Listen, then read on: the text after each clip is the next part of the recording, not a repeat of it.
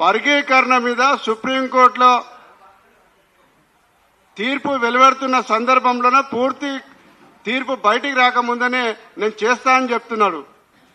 అంటే క్లియర్గా ఏంటిదంటే తీర్పు వర్గీకరణ ఎట్లయినా చేయాలి కాబట్టి తీర్పు ఏదొచ్చినా నేను అమలు చేస్తానని ప్రకటన చేస్తున్నాడు. అయితే ఈ 4వ తారీఖు రోజు ప్రవేశపెట్టిన నివేదిక ఏదైనదో ఎస్సీ ఉపవర్గీకరణ మీద ఆ నివేదిక పేరు మీద ఒక నోటు ప్రవేశపెట్టిండు. ఇది మొత్తం 119 మంది ఎమ్మెల్యేలకు ఇక ఈ నోటు ఇచ్చిండు. 13 పేజీల నోటు ఇది. వాస్తవానికి షమీం అఖ్తర్ రిపోర్ట్ ఎన్ని పేజీలయ్యా? 199 పేజీలు. 190 పేజీల నివేదిక నీకు ధైర్యమే ఉంటే, నిజాయితీగా ట్రాన్స్పరెన్సీగా ఉంటే ఎందుకు మీ ఎమ్మెల్యేలకు ఇవ్వలేకపోయినాను? ఈ చెత్త తప్పుల తడక 10 పేజీల చెత్తనిచ్చేసి షమీం అఖ్తర్ రిపోర్ట్ అని మభ్యపెట్టి దీన్ని ఆమోదిస్తున్నామట. ఇక కులగణన నుంచి మొన్నటిదాకా అందరం బీసీలు గాని ఎస్సీలు గాని అన్ని సామాజిక వర్గాలు క్లియర్ గా చెప్పినాయి అది తప్పుల తడకని.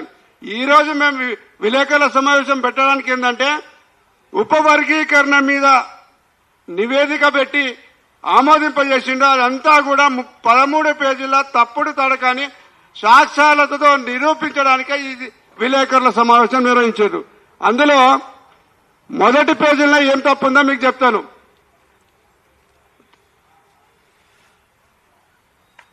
ఎస్సీల రిజర్వ్డ్ కేటగిరీలో ఉప వర్గీకరణ చేయడానికి Davinder Singh versus state of Punjab case civil appeal number 2017/2011 అని చెప్పిండు.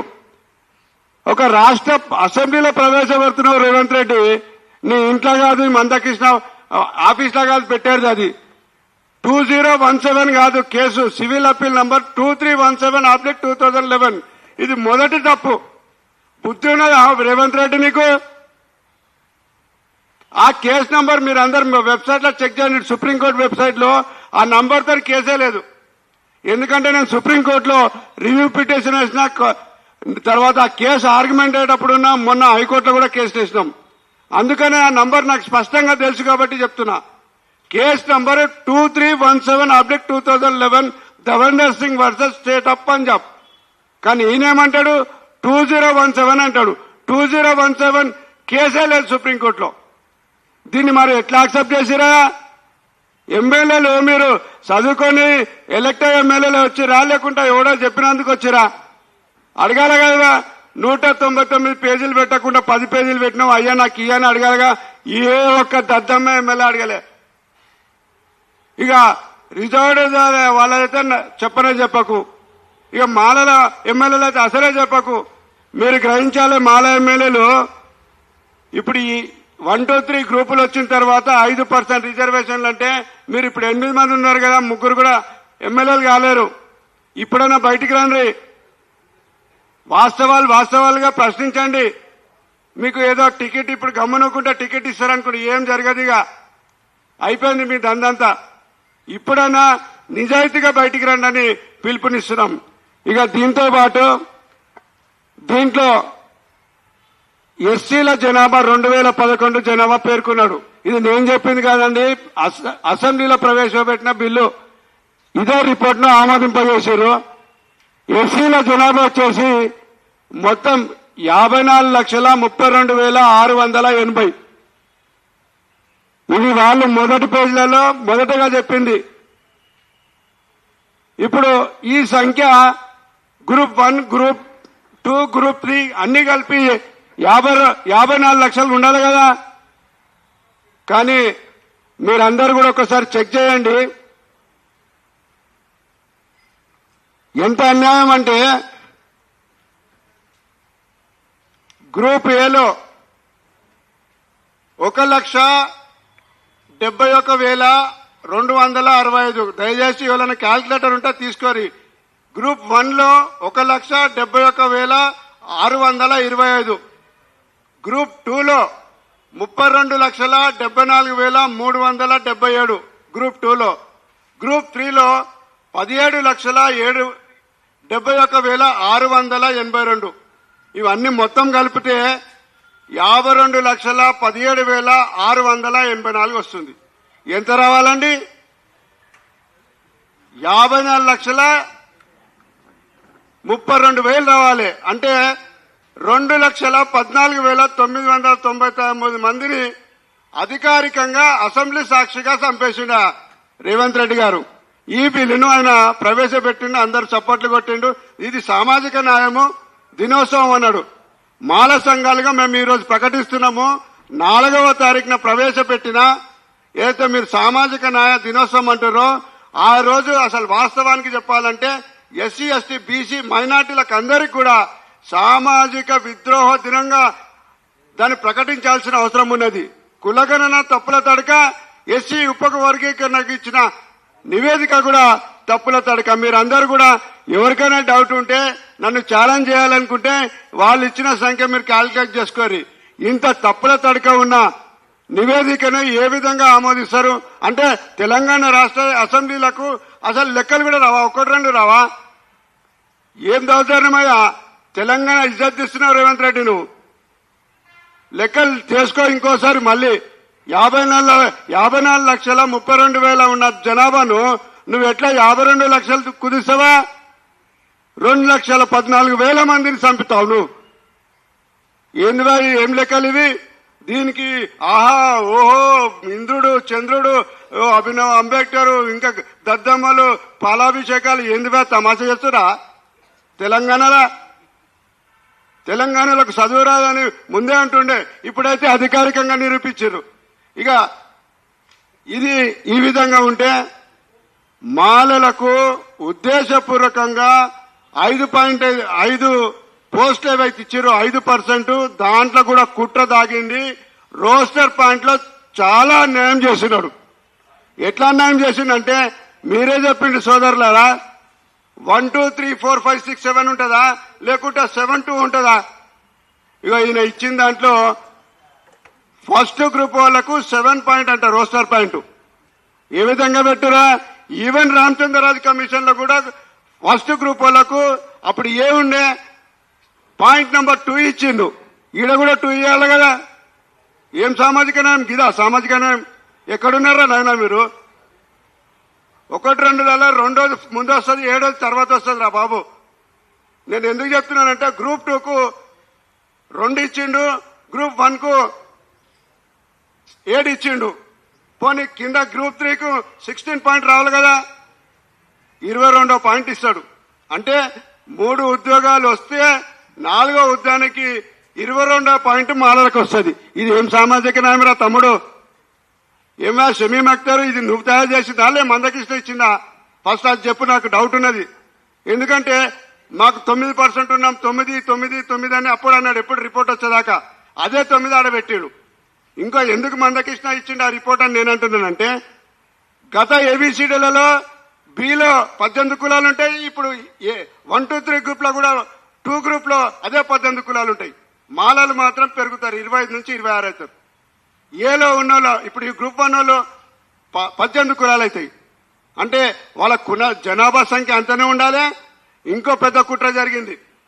ఇప్పుడు ఈ 22వ పాయింట్ కూడా మీకు చెప్పదలుచుకున్నా. 22 మహిళ ఎస్సీ మహిళది, అంటే మాల మహిళకు పోస్ట్ వస్తుంది. 4వ పోస్ట్ కూడా ఎస్సీ మాల మహిళకు పోస్ట్ వస్తుంది. అంటే ఎస్సీ జనరల్ కి అది కాదు. అంటే 5 పోస్టులు అయిన తర్వాత కానీ మాలలకు ఉద్యోగం వచ్చే పరిస్థితి లేదు. దయచేసి ఇది ఇప్పుడు చెప్పండి, ఇది సామాజిక న్యాయమా లేదా సామాజిక న్యాయాన్ని కూని చేసిన దినమా? మీరు చెప్పాల్సిన అవసరం ఉన్నది. ఎంత అన్యాయం! జస్టిస్ రామచంద్ర కమిషన్ అప్పుడు కూడా ఇంత అన్యాయం జరగలే. అప్పుడు ఏ గ్రూప్ వాళ్ళకు రోస్టర్ పాయింట్ 2 ఉండే, బి గ్రూప్ వాళ్ళకు రోస్టర్ పాయింట్ 7 ఉండే, సి గ్రూప్ వాళ్ళకు రోస్టర్ పాయింట్ 16 వచ్చింది. అప్పుడు 3వ ఉద్యోగం మాకు వస్తుండే. కానీ ఇప్పుడు షమీమ్ అఖ్తర్ పేరు మీద మీరు ఆమోదింపజేసిన తప్పుల తడక నివేదికల్లో రోస్టర్ పాయింట్ పేరు చెప్పి కూడా మాకు అన్యాయం చేస్తారని ఈ సభాముఖంగా నేను తెలియజేసుకుంటున్నా. ఏం సామాజిక న్యాయానికి అసలు ఎన్ని తూట్లు పడిచిరో స్పష్టంగా తెలుస్తున్నది. రోస్టర్ పాయింట్ లో ఎందుకు నువ్వు మాదికలకు ఎక్కువ ఇచ్చినావు మీరు చెప్పాల్సిన అవసరం ఉన్నది. ఇంకోటి,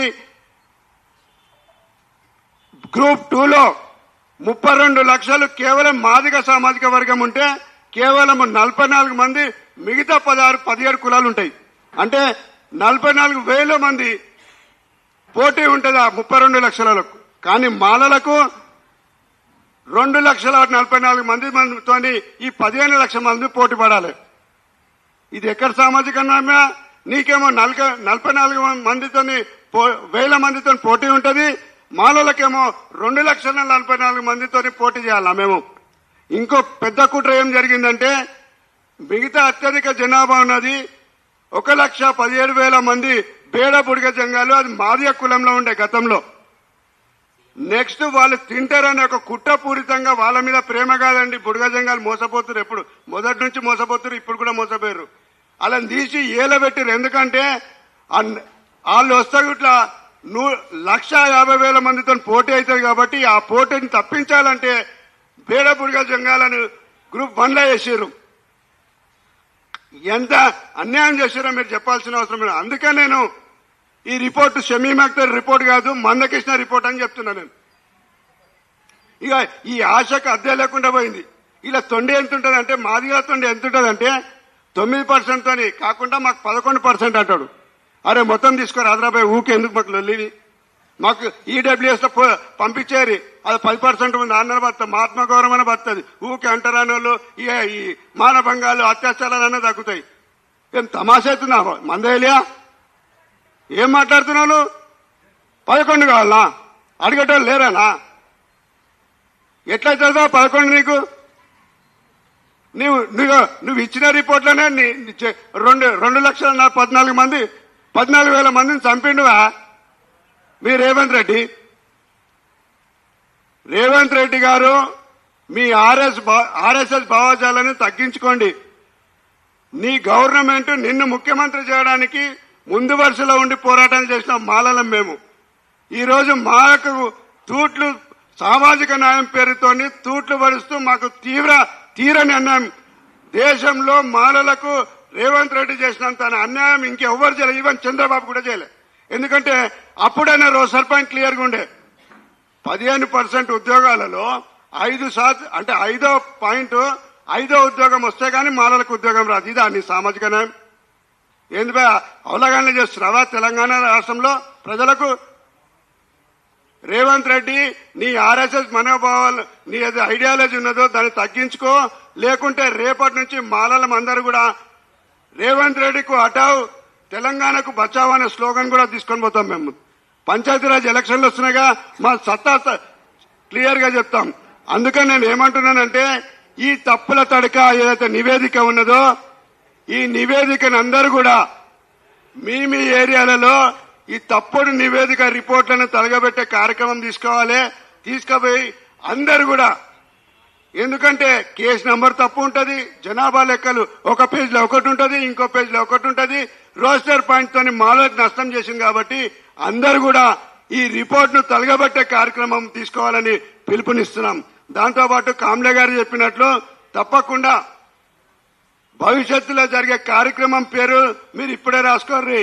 సామాజిక న్యాయ విద్రోహ దినంగా మేము భారీ బహిరంగ చేస్తామని పిలుపునిస్తున్నాం. ఇదే విధంగా సామాజిక న్యాయాన్ని కూనీ చేసిన అంతకుడు కూడా రేవంత్ రెడ్డి అని ప్రకటిస్తామని హెచ్చరిస్తున్నాం. కావున ఇక్కడ వచ్చిన అందరి వాళ్ళని కూడా అందరి